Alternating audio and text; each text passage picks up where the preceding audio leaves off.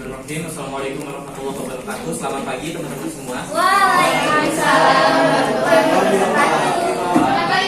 Baik, sebelum memulai pelajaran, mari kita berdoa. Silakan Naufal pimpin doanya. Baik, sebelum mulai pelajaran, mari kita berdoa dimulai. Berdoa selesai.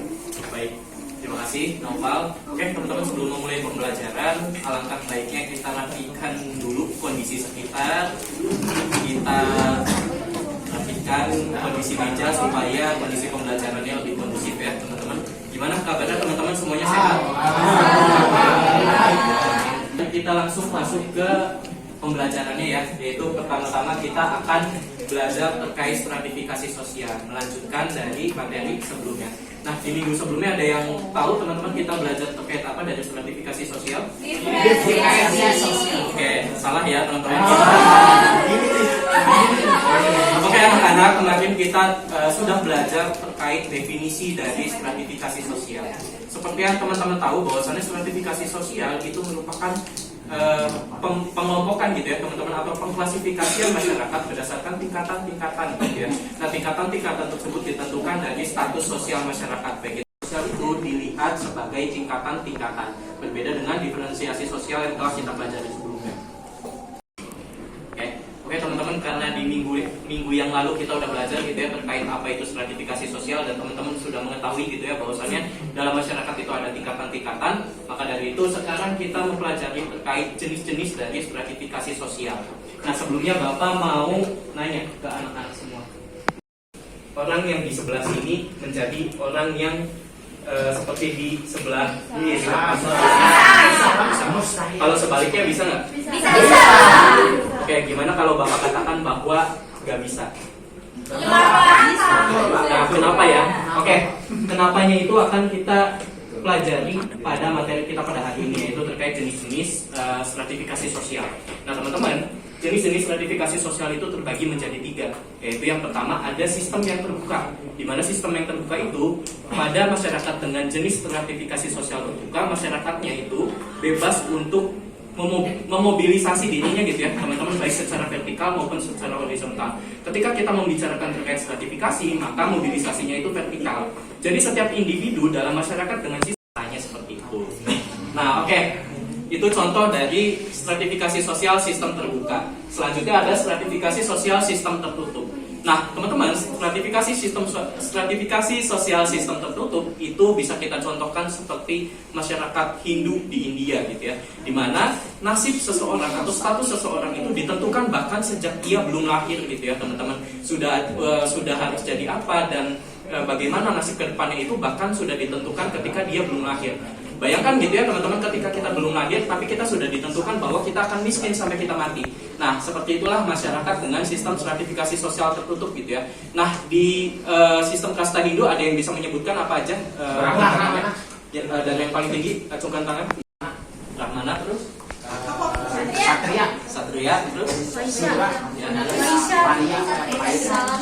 Oke, ya bisa dibenarkan aja lah. Sudah tepat ya jawabannya Benson, tapi memang urutannya belum tepat. Ada yang mau membenarkan? Boleh, Yuni. Dari Brahmana, Satria, terus Waisya. Satu lagi, ya sudah. Yang benar ya teman-teman, di bawahnya itu sebenarnya ada kasta Dalit gitu ya, di mana kasta Dalit itu kasta yang paling hina. Misalnya pada masyarakat Bali teman-teman, masyarakat Bali itu menganut sistem stratifikasi sosial secara sistem stratifikasi sosial secara campuran. Jadi sistem stratifikasi sosial campuran itu dalam beberapa aspek masyarakat Bali itu menerapkan yang namanya sistem kasta. Tapi dalam beberapa aspek lainnya mereka itu menganut sistem stratifikasi sosial terbuka. Misalnya sistem kasta pada masyarakat Hindu Bali teman-teman. Nah, masyarakat Hindu Bali itu hanya seluruh kasta gitu ya untuk mengakses sumber daya ekonomi yang sama gitu. Jadi siapapun boleh bekerja sebagai apapun tanpa memandang kastanya. Oke, cukup. Oke, untuk selanjutnya mari kita bermain game. Oke, Salwa, Oke, Noni itu kelompok 3 ya. Nah, silakan masing-masing kelompok untuk mengirimkan satu delegasinya. Teman-teman, di sini Bapak izin menjelaskan dulu ya terkait seperti apa kita akan bermain game ya. Jadi teman-teman, di sini seperti yang teman-teman lihat bahwa ada word game gitu ya, atau ada permainan papan. Apa sih misi dari permainan papan ini? Misi dari permainan papan ini adalah masing-masing kelompok harus mengumpulkan sebanyak-banyaknya poin untuk menjadi seorang raja, teman-teman. Nah, untuk mendapatkan poinnya itu seperti apa? Adalah dengan menjawab pertanyaan yang Bapak berikan. Nah, ini teman-teman jadi sistemnya. Nanti ketika teman-teman berhasil untuk menjawab satu pertanyaan, teman-teman akan mendapatkan 10 poin. Kita musiknya tuh gitu ya. Pak, ini yang jawab kita doang, kelompoknya nggak boleh. Bapak ini kayak pros ya, Pak? Ya, nah jadi nanti teman-teman, setiap teman-teman berhasil menjawab satu soal, teman-teman akan mendapatkan 10 poin. Nah, poin-poin tersebut diakumulasikan. Kalau misalnya ketika teman-teman berhasil mendapatkan 10 poin, maka teman-teman akan menjadi seorang kelas bawah gitu ya. Ketika dapat 20 poin, maka akan menjadi kelas menengah, dan 40 poin akan menjadi kelas elit. Nah, kelas elit ini teman-teman hanya boleh ada satu kelompok. Nah, ketika ada satu kelompok yang menjadi kelas elit, mereka akan mendapatkan sebuah prestis atau mendapatkan sebuah privilege untuk bisa mengurangi atau menambahkan poin dari kelompok lain. Nah, raja itu teman-teman hanya boleh ada satu kan ya dalam suatu masyarakat. Nah, ketika ada satu orang raja, kemudian ada masyarakat kelas menengah atau kelompok lain yang mendapatkan 40 poin, maka nanti raja yang lalu itu akan dikudeta teman-teman oleh raja yang baru. Nah, tadi kan dibilang gitu ya bahwa raja memiliki privilege untuk mengurangi ataupun menambahkan poin dari kelompok lain. Nah, caranya adalah dengan menjawab pertanyaan dulu dengan benar. Maka dari itu nanti sang raja akan diberikan pilihan apakah akan menambahkan poin untuk dirinya, mengurangi poin lawan, atau menambahkan poin lawan. Gitu. Ambil botol ini ketika pertanyaan baik itu sudah selesai maupun belum selesai disebutkan. Jadi pokoknya yang dapat botol ini silahkan jawab gitu ya pertanyaannya. Oke, jawab langsung ke kelompoknya gitu. Ya, boleh. Kelompok satu yang di sebelah sini. Oke, kelompok satu ini ya, ini yang paling atas komputernya. Kita kelompok berapa sih? Kamu kelompok yang kuning, kelompok tiga yang hitam ininya berurutan. Oh iya, aku juga kan beneran. Oke, teman-teman, mulai ya. Kita dari soal pertama yang akan memberikan teman-teman 10 poin. Silakan teman-teman jawab dengan jawaban benar atau salah. Stratifikasi sosial adalah pandangan yang melihat struktur masyarakat secara horizontal.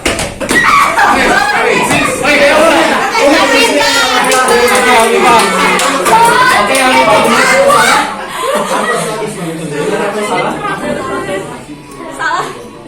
Ya, salah.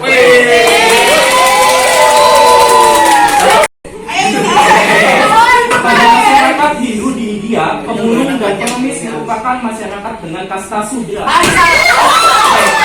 Kamu kurang pengemis dan pemulung adalah kasta Sudra. Benar. Nah, pas ya jawabannya benar. Dilempar. Oke, pertanyaan ketiga. Kasta Waisya bagi umat Hindu merupakan kasta tertinggi. Jawabannya oke. Menjadi kelas menengah ya. Oke, selanjutnya. Siap-siap. Lapisan sosial yang memiliki akses terbatas terhadap sumber daya. Belum selesai loh padahal. Apa jawabannya? Oh, jawabannya Gak bisa atau salah? Benar. Apa jawabannya? Ya, benar. Ya.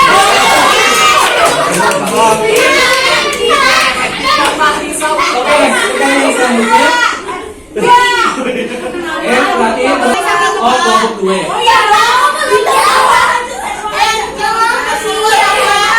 Oke.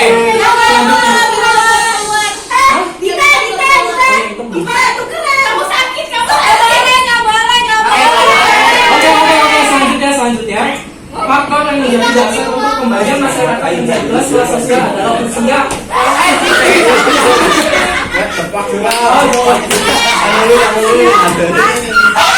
Oke, salah. Oke, kelompok 2 tetap ya. Poin lagi. Oke, pertanyaan terakhir. Konflik kelas adalah konflik antar kelompok yang berbeda kedudukan ekonominya. Licin atau salah? Udah boleh dua. Oke, atau salah jawabannya? Benar. Salah. Benar. Salah. Oke teman-teman, tadi kan benar salah ya jawabannya. Sekarang teman-teman harus menjawab dengan jawaban yang panjang. Susah. Nggak usah panjang. Yang mengemukakan teori konflik antar kelas adalah Siapa? ini jawabnya 1, 2, 3. Iya betul.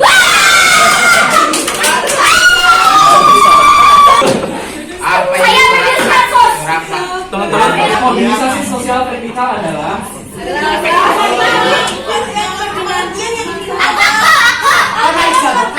udah.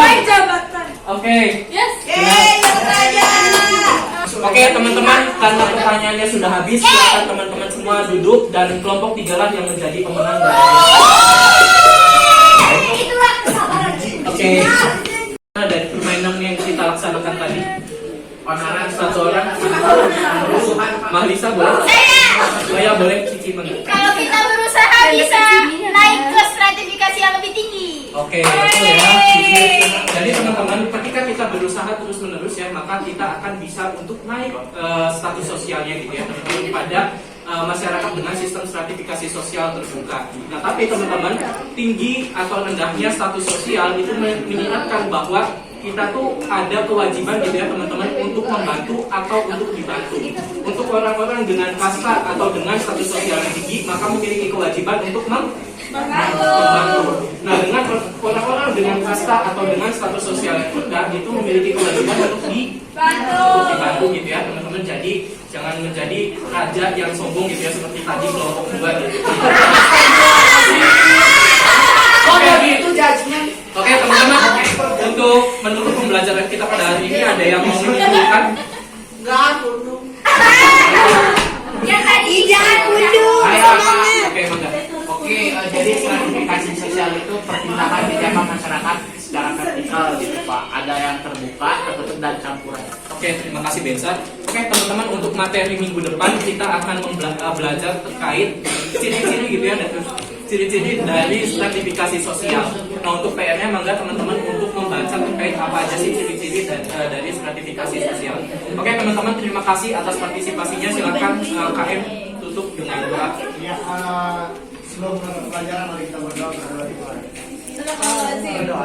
Baik, terima kasih. Wabillahi taufiq wal hidayah. Wassalamualaikum warahmatullahi wabarakatuh.